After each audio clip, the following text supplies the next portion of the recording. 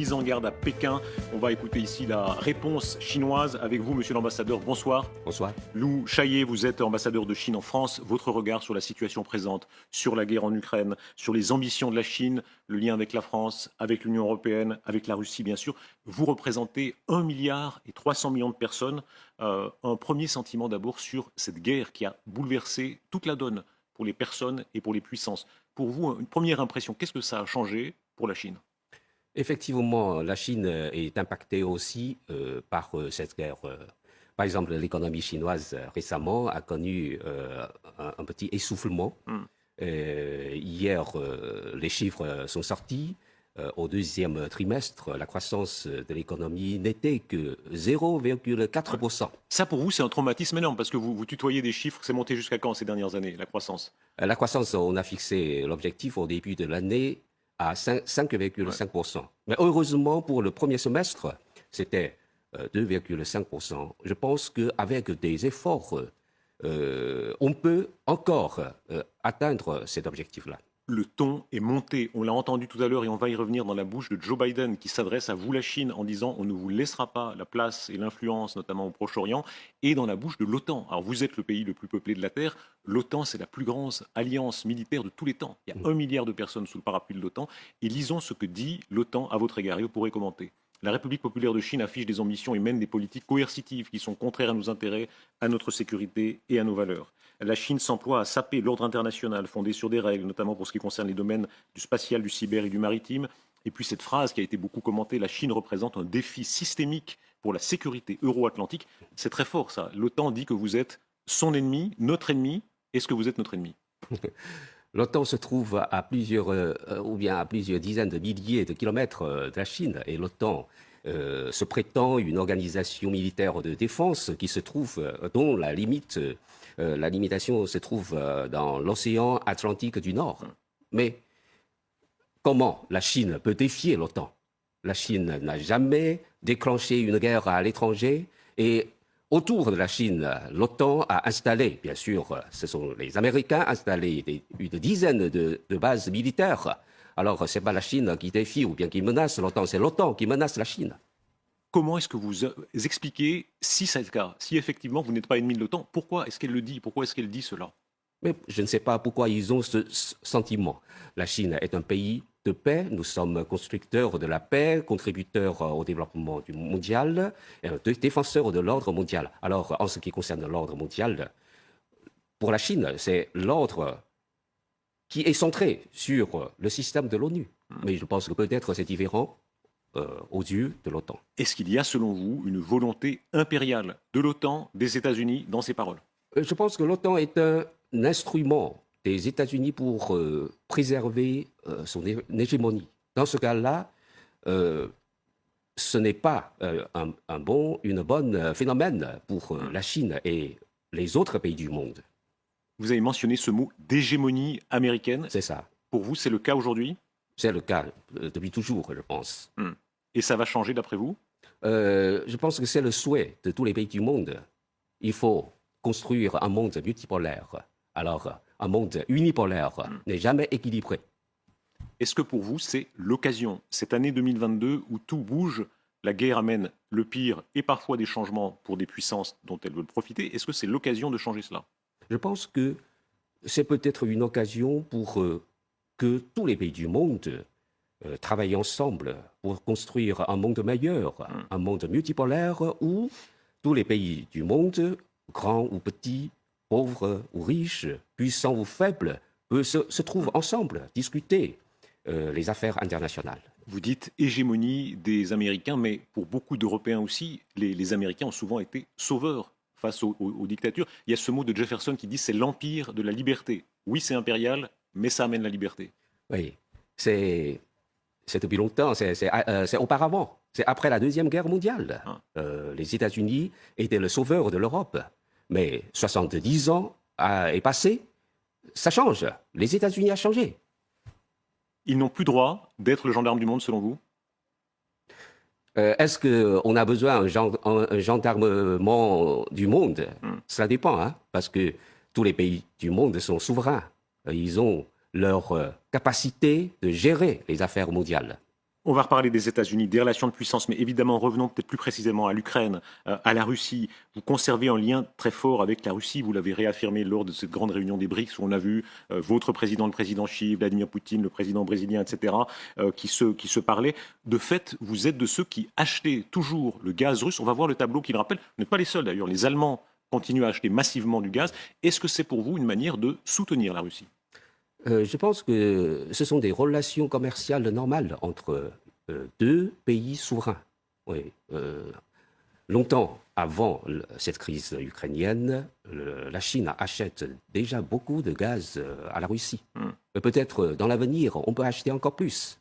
Beaucoup vous diront, vous n'êtes pas les seuls encore une fois, mais de fait, vous financez l'effort de guerre de la Russie. Les bombardements qu'on voit en Ukraine actuellement, ils sont payés, entre autres, par vous, par votre argent. Alors, dans ce cas-là, les pays européens financent aussi la Russie à bombarder l'Ukraine. Vous achetez aussi le gaz de la Russie. Mais la tendance, évidemment, en Europe, c'est d'essayer de sortir de cette dépendance, alors que vous, On va l'avez voir. augmenté. On va voir Vous n'y si croyez l'Europe pas peut, comment dire, se départir du gaz de la Russie. Vous croyez que l'Europe tient un double langage dans cette affaire? Oui, bien sûr. En quel sens? Avec quelle arrière-pensée, Parce d'après que vous? leurs intérêts et leur activité, il y a un décalage entre les deux. Votre président, le président Xi, a eu des mots très durs sur les sanctions. J'aimerais qu'on les lise et qu'on comprenne bien pourquoi vous êtes à ce point opposé aux sanctions. Il dit les sanctions sont une arme à double tranchant. Il dit que ça risque de se retourner contre les Occidentaux comme un boomerang. Il a été prouvé à maintes reprises que les sanctions sont un boomerang et une arme à double tranchant. Il s'oppose même au principe des sanctions. Pourquoi?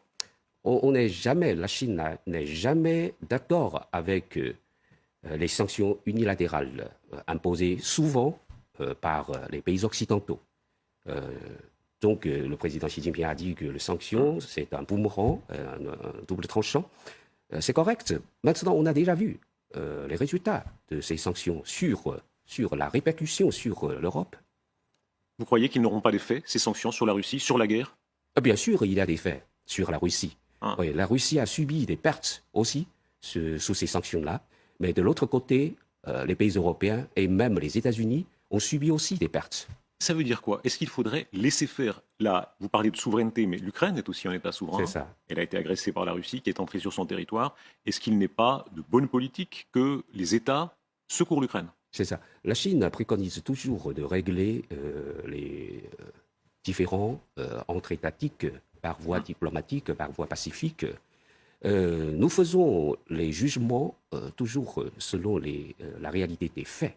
Alors, dans le cas de la crise ukrainienne, elle tire les origines dans les tensions sécuritaires régionales accumulées en Europe au fil d'années. Donc, il ne faut pas considérer cette crise-là à partir du 24 février 2022. Il faut considérer encore plus avant. Ça veut dire, pardon, que selon vous, la responsabilité n'est pas 100% russe? C'est ça. Quel pourcentage? C'est pas quoi une question mathématique.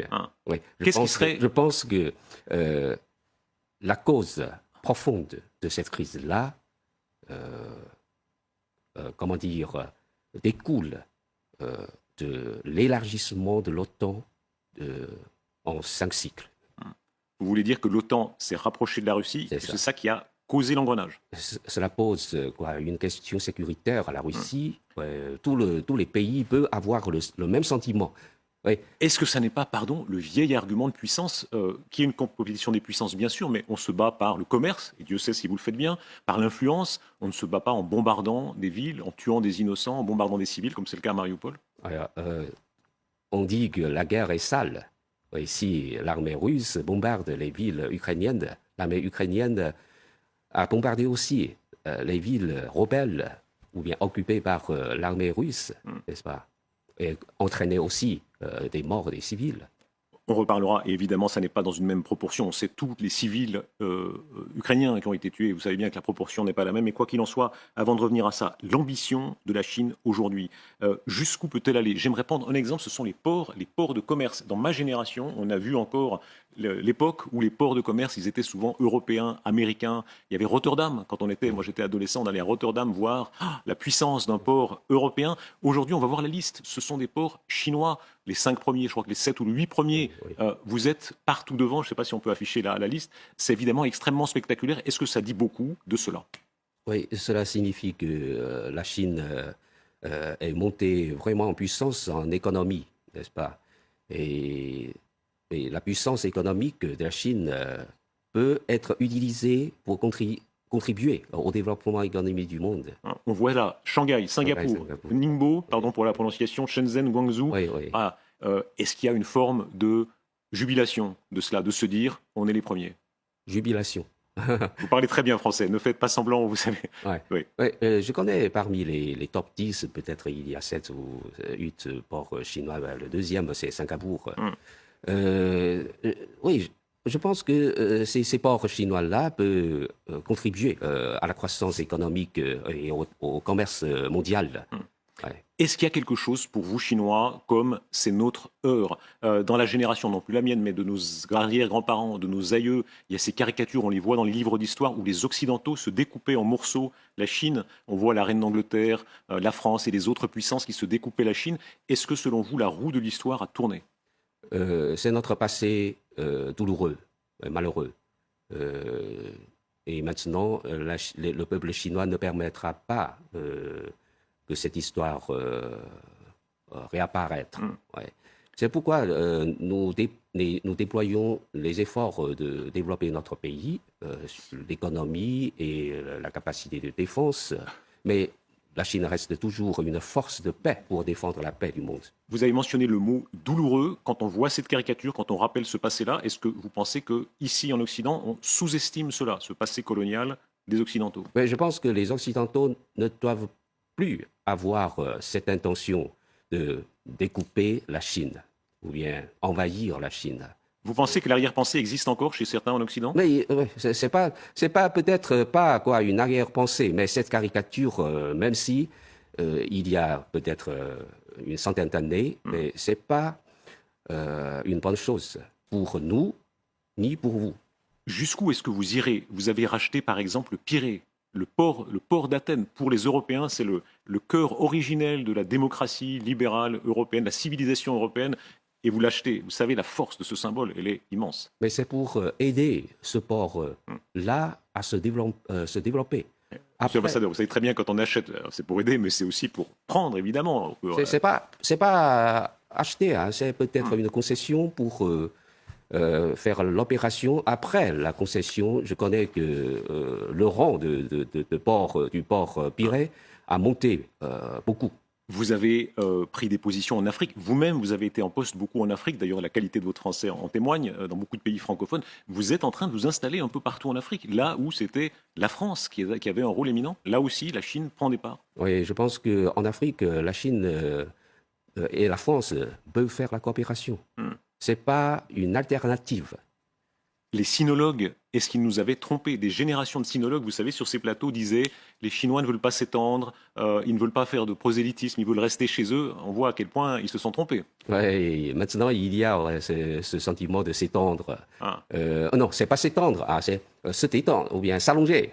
Mais s'étendre, je comprends, c'est expansion, n'est-ce pas? Oui, mais c'est pas l'expansion. Économique en tout cas, pour l'instant. C'est pas l'expansion. Je pense que la Chine a la liberté d'aller n'importe où dans le monde pour faire la coopération avec les différents pays, n'est-ce pas? Monsieur Lou, vous savez bien que c'est de la fausse modestie, vous me faites là. Pardon, on vit des heures inouïes. Là, si la Chine devient la première économie du monde, dans les statuts du FMI, le siège du FMI serait déplacé à Pékin, chez vous. Ça dépend. Ça dépend des membres du FMI. Ce sont les statuts du FMI. Madame Lagarde devrait venir à Pékin. C'est pas nécessaire, je pense. Non, ce sont dans les statuts du FMI. Ce serait un choc. Alors, si c'est ça, tant mieux. Voilà. Ce serait un choc pour nous, occidentaux, inouï. Pour les Américains, c'est impensable. Jamais ils n'accepteront ça. Pas la peine de vous en faire, d'avoir cette peur-là. Je vous ai dit tout à l'heure, la Chine reste toujours un contributeur au développement économique mondial. C'est ce que vous nous dites, ne vous en faites pas. Vous savez que beaucoup de voix ici en Occident s'en font beaucoup. Ce sont les propos de Joe Biden aujourd'hui même dans sa visite en Arabie Saoudite en disant on ne laissera pas la place aux Chinois. Ce sont ces propos de Joe Biden le 23 mai 2022 avec ces mots « La Chine flirte avec le danger », dit le président américain, et il avertit que si vous envahissez Taïwan, les États-Unis interviendront militairement. Oui, la Chine a déjà réaffirmé à maintes reprises notre position sur le problème de Taïwan. Taïwan fait partie du territoire fait partie intégrante du territoire chinois. Notre mission de cette génération, c'est de réunir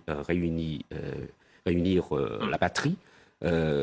Donc, nous voulons résoudre le problème de Taïwan par voie pacifique, pourvu que les autorités taïwanaises ne franchissent pas la ligne rouge et que les Américains ne soutiennent pas les activités séparatistes des autorités taïwanaises en leur fournissant des armes ou bien en envoyant des officiels, des députés visiter Taïwan. Est-ce qu'il y a, selon vous, une volonté américaine là de déstabiliser la Chine à Taïwan?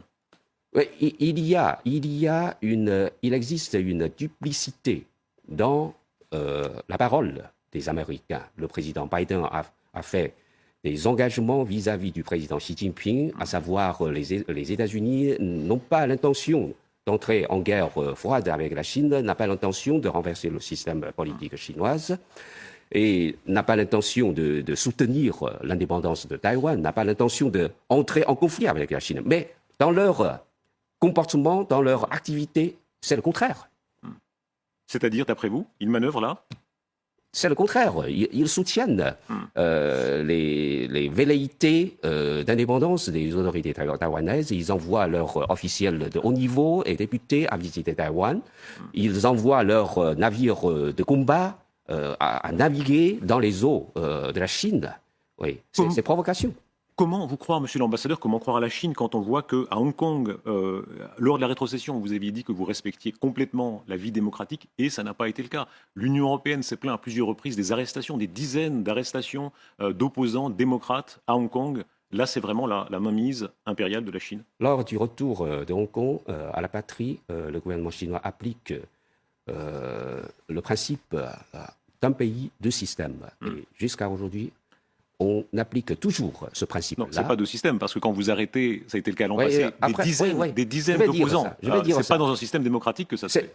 Ce n'est pas à cause, parce qu'ils sont pro-démocratiques que les autorités de l'administration spéciale de Hong Kong les a arrêtés. C'est parce qu'ils ont enfreint les lois. Oui, alors ces lois... Ce qui s'appelle un délit d'opinion, monsieur l'ambassadeur. Beaucoup de ces lois ont été même élaborées dans l'époque de la gouvernance coloniale des Anglais.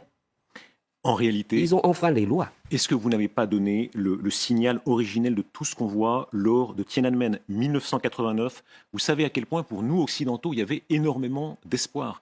1989, c'était la chute du mur de Berlin. On se disait, l'Union soviétique est en train de s'écrouler, elle va bientôt s'écrouler. Là, il va y avoir, des historiens le disaient, il va y avoir une sorte d'universalité libérale, démocrate. Et pendant ce temps, chez vous, en Chine, il y avait cela, la répression de Tiananmen, des centaines, peut-être des milliers de morts que votre régime causait. Est-ce que là, vous donniez déjà le système, le signal contraire, c'est-à-dire un autre régime autoritaire tiendra une partie du monde? Alors, ce que vous avez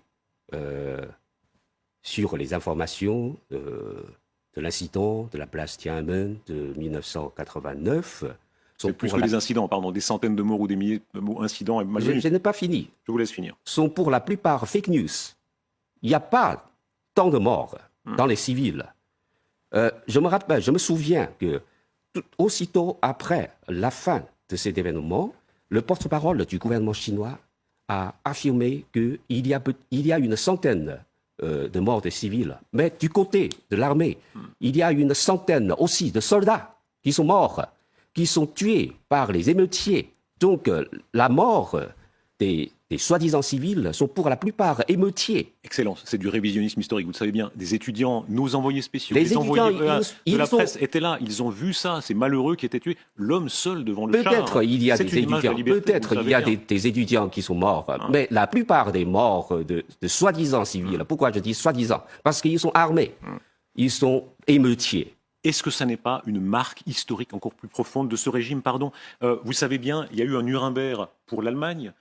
Il y a eu en France une conscience tardive. C'est tout à fait différent. On va en parler dans un C'est instant. tout à fait différent. Le Veldiv, il y a eu des crimes de guerre aussi en France, mais les crimes massifs de Mao Tse-tung, de votre régime, tant de sang, ce sont des millions de gens et il n'y a jamais eu de Nuremberg du communisme chinois. Qui a dit tant de sang? C'est le récit des Occidentaux sur l'histoire contemporaine de la Chine, parce que vous avez la haine sur le régime, le système socialiste de la Chine. Mais pardon, monsieur, vous niez les crimes de Mao Tse-tung? On nie pas. Alors? Mao Tse-tung, c'est notre dirigeant fondateur de la République. Mais des millions de morts. On va parler dans un instant du blé. Mais cela dépend. La famine stalinienne. C'est l'affaire des chercheurs. Oui. En Chine, il y a des chercheurs aussi. Pardon, c'est l'affaire d'abord des millions de victimes et ensuite des chercheurs. Mais d'abord les millions de victimes quand même. Les millions de victimes, peut-être, oui. Bien sûr, au début des années 60, la Chine a subi une grande calamité, sécheresse. Oui. Et à cette époque-là, le niveau de l'agriculture de la Chine n'était pas si élevé. On ne peut pas nourrir le peuple. C'est normal pour les pays en développement, n'est-ce pas? C'est pas l'intention subjective du dirigeant ou bien du gouvernement. Excellent. Tous ces gens envoyés dans les camps de concentration, ça c'est pas la famine, c'est pas les phénomènes naturels, c'est la réalité de ce régime, dont le régime actuel est. Et il n'y a jamais eu de jugement de ça. Est-ce que vous ne portez pas toujours cette marque? Vous imputez toujours tous les problèmes sur la faute du gouvernement chinois. C'est pas juste. C'est pas juste. Aujourd'hui, poursuite de ça, la poursuite de cette politique de répression, notamment sur les minorités. Nos confrères et consoeurs du Monde ont publié ce dossier sur les Ouïghours, qui est extrêmement saisissant quand on voit qu'aujourd'hui, il y a plus même que sous le stalinisme en Russie en proportion de gens dans les camps d'internement de minorités en Chine, dans certaines parties de la Chine. C'est la continuation. Ce sont des mensonges qu'on a démasqués à maintes reprises. On n'a jamais appliqué la politique de répression. Attention, on n'a jamais appliqué cette politique. Si vous parlez, oui, on parle ici de la soi-disant génocide. Alors, s'il y a un génocide, depuis 40 ans, la population de Ouïghours a augmenté de 5,5 millions à 12 millions. Monsieur, est-ce qu'il y a un génocide de ce genre? Le Parlement européen, ce n'est pas un petit groupe marginal, c'est le Parlement européen qui donne le prix Sakharov à Ilham Tohti, pacifique ouïghour, ce n'est pas un islamiste extrême, qui est là, en prison, là aussi pour délit d'opinion pur. Est-ce que ça n'est pas toujours ce même régime chinois qui a des réussites économiques très importantes, et vous l'avez rappelé justement, mais qui reste une dictature de fer? Il n'y a pas de dictature. Donc si il y avait des répressions, ou bien des dictatures, ou bien des génocides au Xinjiang, pourquoi tous les pays musulmans du monde ne condamnent pas la Chine, ne critiquent pas la Chine?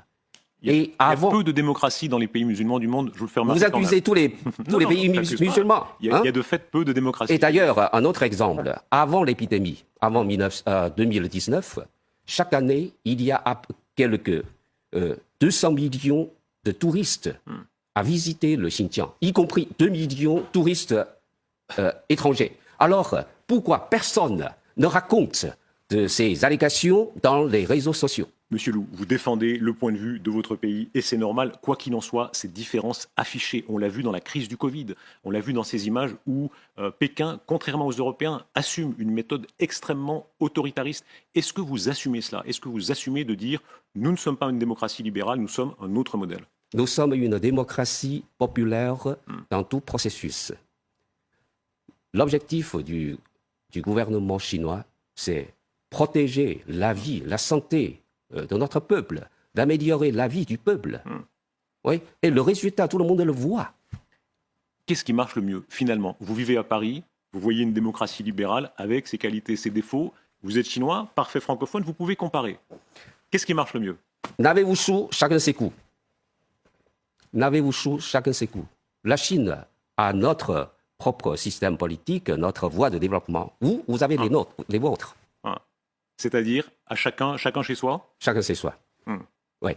Je pense que ce doit être un principe que tous les pays du monde appliquent dans le traitement des relations internationales. Il ne faut pas s'ingérer dans les affaires intérieures des autres pays. Ça veut dire quoi? La fameuse spécificité française depuis la Révolution française. Il y a cette idée en France surtout, alors c'est vrai aux États-Unis, il y a des espèces de puissance, mais cette idée que on doit aider les persécutés dans le monde. Quand on parlait des Ouïghours, quand on parlait des dissidents à Taïwan ou à Hong Kong, pour beaucoup de Français, nous devons aider ces gens-là. Qu'est-ce que vous nous répondez? D'abord, il faut respecter les faits. Est-ce que ce sont des faits? Mais non, ce sont des mensonges. Si vous reposez vous fondez votre politique sur des mensonges, vous serez désorienté. Monsieur Lou, vérité de votre État, propagande de votre État contre l'avis des démocraties libérales. Il y a cette phrase attribuée à Bonaparte qui dit lorsque la Chine s'éveillera, le monde tremblera. Est-ce que c'est l'heure, d'après vous? Alors, je dois dire que ce que j'ai dit, ce n'est pas la propagande. C'est la réalité. En ce qui concerne la phrase qu'a dit Napoléon Bonaparte, il a dit un fait, c'est que la Chine est un géant, est un grand pays qui a 5 fois millénaires de civilisation. Pendant des milliers d'années, la Chine a été la première puissance dans le monde. Mais seulement depuis les temps modernes, elle a pris du retard, n'est-ce pas? Mais maintenant, la Chine se réveille, comme l'a dit M. Napoléon, mais elle se réveille sans constituer une menace pour le monde, mais une opportunité de développement pour le monde. Comment être rassuré? Dans l'histoire du monde, tout empire a visé à s'étendre, que ce soit l'Empire romain, l'Empire américain, les puissances coloniales européennes. Et vous l'avez rappelé vous-même, quand elle voulait dépecer la Chine, pourquoi la Chine ferait-elle exception? Alors, la Chine, depuis la fondation, au moins depuis la fondation de la République populaire de Chine, n'a jamais déclenché aucune guerre à l'étranger. Mais les États-Unis, pendant ces 240 années d'histoire, il y a seulement 16 années où il n'a pas déclenché la guerre. Monsieur Lou, votre regard sur nous, on reçoit depuis le début de cette crise ukrainienne beaucoup de messages, notamment d'Africains, et il faut le dire, sévères à l'égard des Occidentaux, contre le sentiment dominant chez nous que le droit est du côté des Occidentaux parce que la démocratie est de notre côté. Comment est-ce que vous traduisez ce sentiment, vous qui avez été longtemps en poste en Afrique, de ressentiment contre les Occidentaux? Pourquoi encore aujourd'hui tellement d'Africains notamment, mais aussi de Chinois, considèrent qu'il y a encore maintenant une culpabilité occidentale, si c'est le cas? Mais je pense que ce doit être aux pays africains de le dire. Au début, j'ai dit que la Chine, on fait la coopération en Afrique avec les pays africains, mais aussi on peut faire cette coopération avec la France, ensemble, en Afrique. Un voyage d'Emmanuel Macron en Chine ou un voyage du président Xi à Paris, c'est une probabilité prochaine? C'est ce que je souhaite, mais on va voir. Cela dépend de l'évolution de la situation de l'épidémie. De l'épidémie de Covid? Oui. C'est ça l'obstacle? Je pense que cela constitue, parce que vous connaissez maintenant la Chine applique une politique zéro Covid dynamique. Alors les amis étrangers n'aiment pas le quarantaine en arrivant de la Chine. Vous nous rejoignez sur ce plateau Christine Ockrent. Christine Ockrent, grande spécialiste des relations internationales, davantage des États-Unis que de la Chine. On va parler de ce que dit Joe Biden à l'égard de la Chine. On va parler de la guerre d'Ukraine. D'abord, un petit mot d'échange. Christine Ockrent, vous avez une grande expérience. Bonjour, madame. À l'échelle de votre carrière journalistique et que vous avez vu la Chine prendre une place tellement inouïe par rapport à ce qu'elle était il y a quelques décennies. Je crois que l'ambassadeur a parfaitement décrit, avec cette maîtrise admirable de la langue française, mais aussi d'une certaine casuistique, il a parfaitement décrit l'ascension de la Chine et de ses ambitions, et bien évidemment une méthode d'analyse qui reste très éloignée de la nôtre. Est-ce qu'il faut avoir peur de la Chine? Il y a beaucoup d'Européens qui ont, il faut dire les choses franchement, peur de la Chine, qui estiment qu'il y a ce mot, pardon de la vulgarité, mais on va se faire manger par les Chinois parce que c'est la puissance montante, 1,3 milliard, alors que l'Europe c'est 500 millions, le Royaume-Uni, sans le Royaume-Uni c'est encore moins, et puis le différentiel, même si votre natalité a un peu baissé, le différentiel va continuer. Oui, il y a toujours des gens qui ont peur de tout. Mais ce qui est certain, c'est que l'accélération du temps, l'accélération des crises internationales, la façon dont le président Xi Jinping organise son propre pouvoir au sein même de la Chine. Il sera évidemment passionnant de voir ce qui va se passer à l'automne prochain lors de votre prochain congrès. Mais il est évident que la Chine, avec cette notion du temps long, qui nous est trop souvent étrangère, place ses pions. Moi j'aurais une question, Darius. Si Alors, je posez peux, la à question, après on l'ambassadeur. vous libérera, monsieur l'ambassadeur. Vous êtes pas- Concernant les accords passés avec l'Iran, ce sont des accords très intéressants, me semble-t-il, parce qu'ils portent précisément sur le temps long. Je crois que ce sont des accords Oui, sur 30 ans. Cet accord a été signé l'année dernière, je pense. Ouais. Et selon vous, monsieur l'ambassadeur, quel est le sens, quel est l'objectif vu de Pékin? Les Chinois accoutument de voir les choses à longue vue, ouais, à long terme.